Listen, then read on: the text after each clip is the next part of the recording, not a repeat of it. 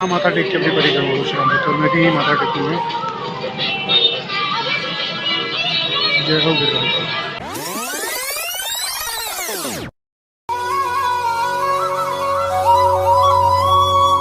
ये सब ऐसे ही चलता रहेगा 21 किलोमीटर तक। गोवर्धन पर्वत का एक हिस्सा भरतपुर में पड़ता है। जो ये पुछड़ी का लोटा मंदिर है, ये भरतपुर और यूपी की बॉर्डर पे आता है। यहाँ 70 साल का बुजुर्ग भी दौड़ के परिक्रमा लगाता है। ये वही स्थान है जहाँ भगवान श्री कृष्ण ने गोवर्धन पर्वत को उठाया था और ब्रजवासियों की रक्षा की थी। यहाँ कुछ ऐसी छोटी छोटी गलियाँ हैं जिन्हें छोटी होने के कारण ही कुंज गली कहा जाता है। 500 मीटर दूरी पे बड़ी परिक्रमा समाप्त हो जाएगी। उसके बाद राधा कुंड की परिक्रमा शुरू होगी, जिसे छोटी परिक्रमा भी कहा जाता है। जो रास्ता जा रहा है सीधा जाता है रोड पे, और ये रास्ता जाता है परिक्रमा। माथा टेक के अपनी परिक्रमा विश्राम तो मैं भी माथा टेकूंगा। जय हो गिरिराज।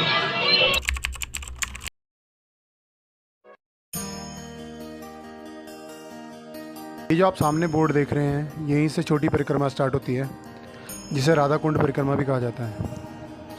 और यहाँ कुछ स्टॉल्स वगैरह हैं जहाँ पर आप रुक के अपना टी ब्रेक ले सकते हैं। उसके बाद अपनी परिक्रमा को कंटिन्यू कर सकते हैं।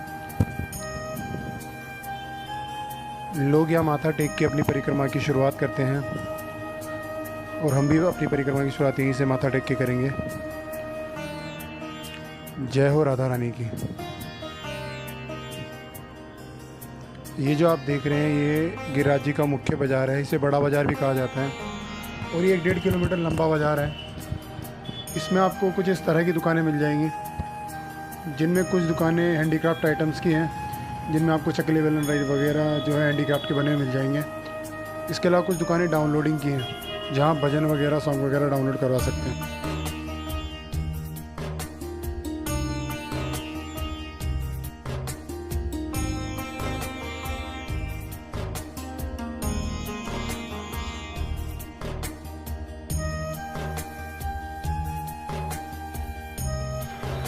इस जगह को विश्राम स्थल और चूता टेका के नाम से जाना जाता है।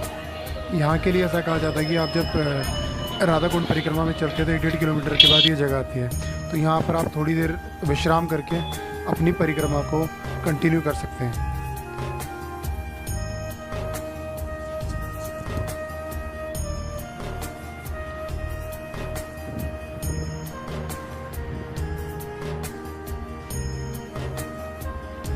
ये सामने एक साइन बोर्ड लगा है, जिस पे दिखाया हुआ है राधा कुंड 4 किलोमीटर, कुसुम सरोवर 6 किलोमीटर और वृंदावन 26 किलोमीटर। तो हमें तो इधर ही जाना है। इसमें आपको ना राधा कुंड और कुसुम सरोवर आएगा।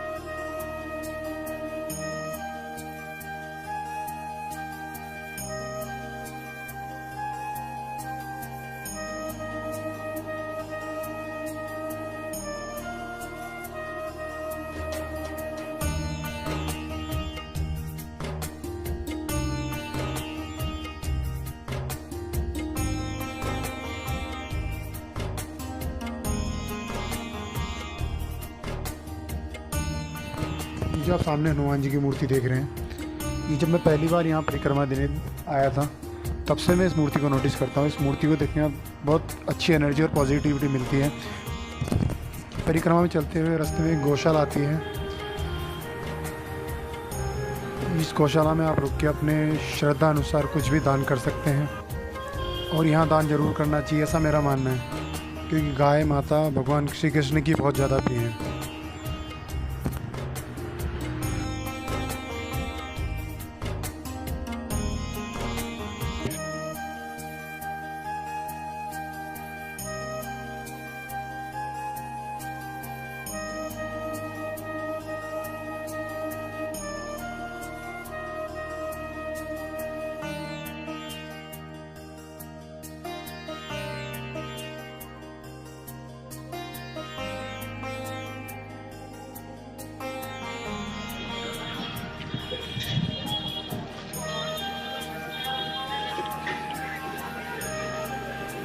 हम अब छोटी परिक्रमा में चल रहे हैं और थोड़ी दूर बाद राधा कुंड आने वाला है। यहाँ से 500 मीटर की दूरी पर राधा कुंड है।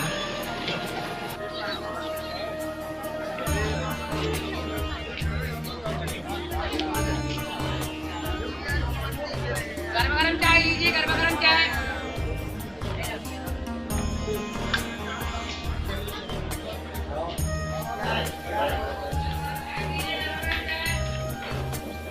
छोटी परिक्रमा के 4 किलोमीटर हम चल चुके हैं और थोड़ी दूर में राधा कुंड है। तो कुछ इन गलियों से जाना पड़ता है राधा कुंड में। वही इनकी गलियाँ जो बहुत छोटी हैं।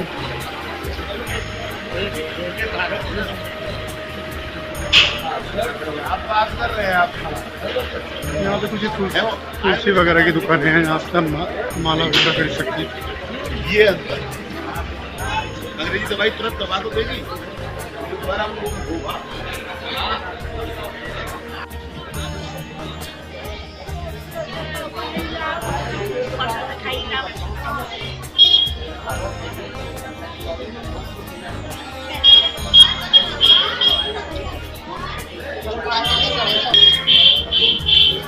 मेरे पीछे राधा कुंड है।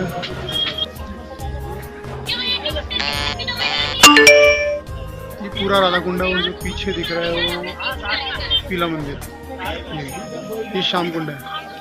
ये राधा और श्याम कुंड का संगम है जो छोटी परिक्रमा में 4 किलोमीटर चलने के बाद आता है। यहाँ कुछ इस तरह से पूजा की प्लेट मिलती है जिसमें आपको एक दिया मिलेगा और बिंदी मिलेगी, कुमकुम और चावल और पुष्प मिलेंगे। इससे आप यहाँ बैठ के अपने हाथ पैर धो के और राधा रानी की पूजा कर सकते हैं। मैं आपको राधा कुंड के दर्शन करवा देता हूँ। राधा कुंड कुछ इस तरीके से दिखता है। ये पूरा राधा कुंड है।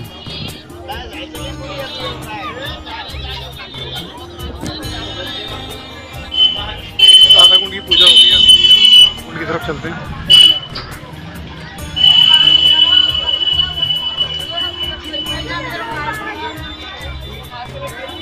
पहले मैं राधा कुंड पे था उधर, अभी मैं श्याम कुंड पे हूँ, तो मैं आपको दोनों के दर्शन करवाता हूँ।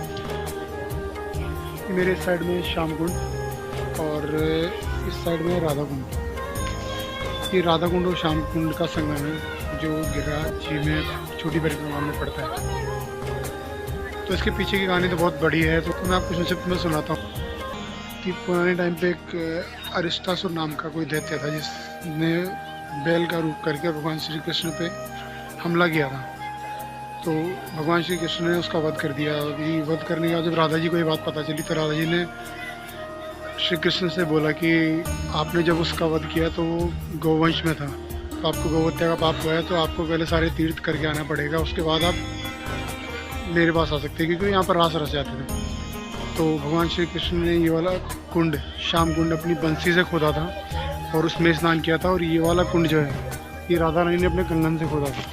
तो तब से इसकी महिमा है कि जो भी यहाँ सच्चे दिल से कोई दोनों कुंड में स्नान करके सच्चे दिल से कुछ मांगता तो उसे ज़रूर मिलता है।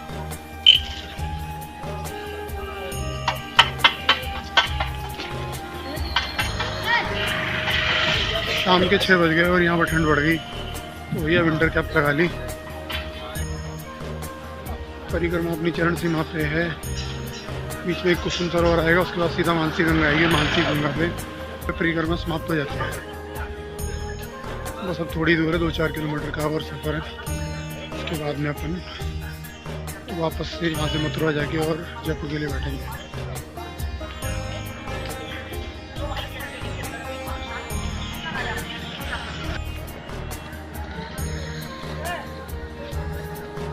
अभी मैं पहुँच गया हूँ छोटी परिक्रमा के आखिरी पड़ाव पे, जहाँ पर ये पीछे एक हनुमान जी का मंदिर है और ये मेरे पीछे ये कुसुम सरोवर है। ये जो आप सामने देख रहे हैं कुसुम सरोवर है, ये परिक्रमा के 10वें किलोमीटर में आता है। और यहाँ जब मैं लास्ट टाइम आया था तब इसमें शायद ये लाइटिंग वगैरह नहीं थी, तो ये शायद लाइटिंग वगैरह इसमें अभी की गई, इससे और भी ज़्यादा खूबसूरत लग रहा है। और अगर आप इसे दिन के टाइम पे देखेंगे तो भी ये बहुत ज़्यादा प्यारा लगता है, क्योंकि छतरी नुमा और कुछ महल टाइप का बनाया हुआ है। ये फोटोग्राफी के लिए बहुत अच्छी डेस्टिनेशन है, जिसमें सामने रैंप टाइप का बनाया हुआ है और ये स्टेपिंग दी गई है। ये बहुत अच्छी लोकेशन है अगर आप फोटोग्राफी के शौकीन हैं तो।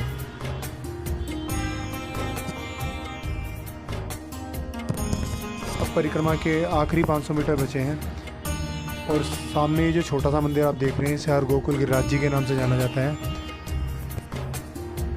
ये परिक्रमा के आखिर में आता है।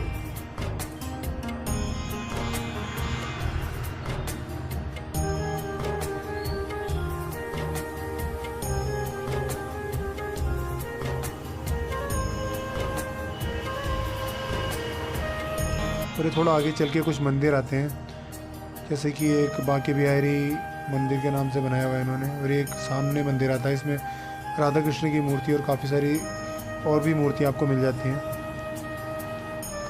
ये कुछ पोशाकों की दुकानें और खिलौनों की दुकानें आप लास्ट में आती हैं। यहाँ से आप चाहे तो पोशाकें और खिलौने अपने बच्चे वगैरह के लिए ले सकते हैं। ऐसी बहुत सारी दुकानें रास्ते में लास्ट तक आती है। बस ये अंतिम चरण पे है परिक्रमा।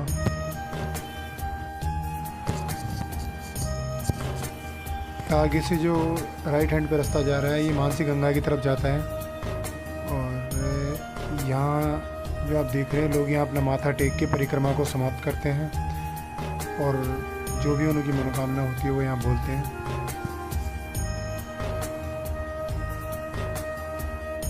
तो हम भी यहाँ माथा टेक लेते हैं। तो परिक्रमा के आखिर में ये मंदिर आता है, इसे मानसी गंगा मंदिर के नाम से जाना जाता है।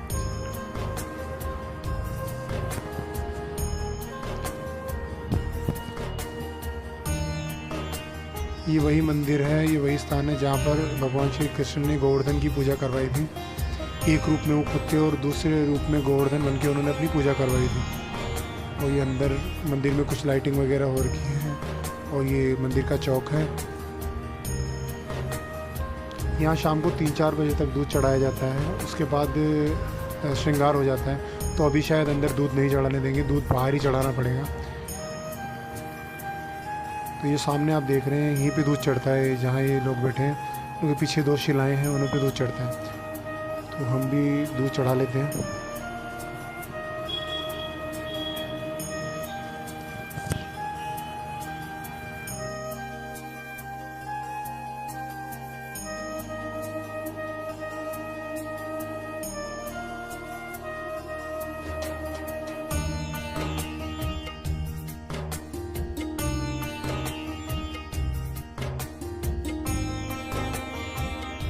यहाँ श्री गिरिराज जी के श्रृंगार दर्शन है और प्रसाद भी चढ़ाया जा रहा है।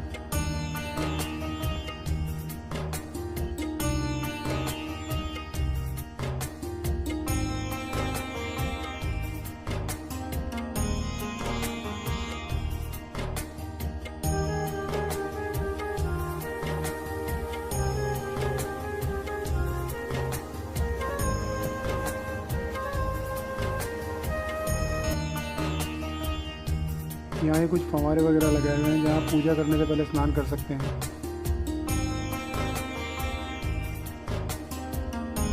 यहाँ कुछ ये प्रसाद की दुकानें वगैरह हैं जहाँ से आप प्रसाद ले सकते हैं पूजा करने के लिए।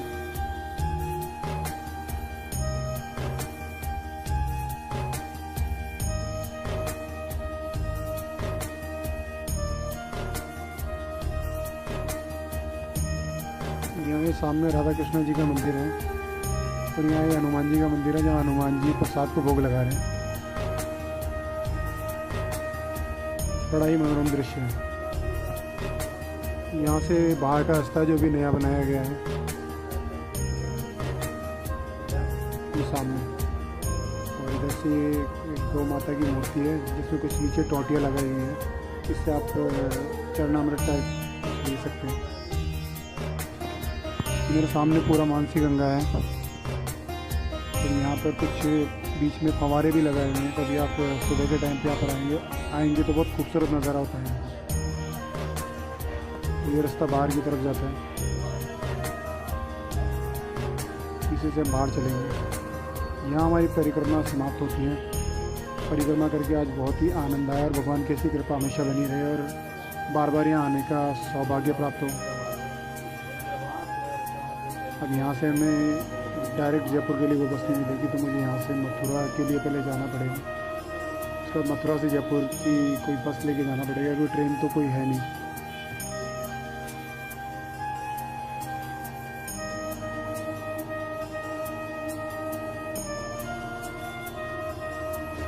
ये परिक्रमा का लास्ट में गेट आता है, यहाँ पर लोग अपना माथा टेक के परिक्रमा को ख़त्म करते हैं और उसके बाद अपने आगे जहाँ भी उन्हें जाना था, जहाँ से आए वहाँ के लिए बसता है।